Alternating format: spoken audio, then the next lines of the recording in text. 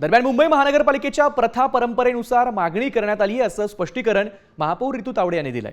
तर महापौरांच्या प्रसिद्धीच्या खर्चावरून विरोधी पक्षनेत्या किशोरी पेडणेकर यांनी त्यांच्यावर बोचरी टीका केली आहे। पाहूयात।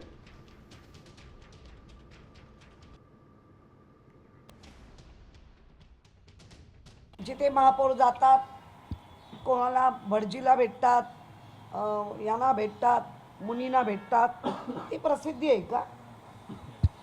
महापालिकेने पण ठरवलं पाहिजे की हे बालहट्ट कधीपर्यंत पुरवणार आहात। एकतर प्रशासन खोटं बोलतंय आणि महापौर खरं बोलतंय, किंवा महापौर खोटं बोलतायत आणि प्रशासन खरं बोलतंय।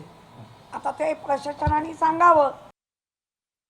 माझी मागणी एवढीच होती की या ठिकाणी तुम्ही जी व्हिडिओग्राफर असेल, फोटोग्राफर असेल, अशा पद्धतीची व्यवस्था पुरवता, तर ती व्यवस्था कायम माझ्याबरोबर सतत माझ्याबरोबर राहिली पाहिजे, ही मागणी मी नक्कीच केली होती।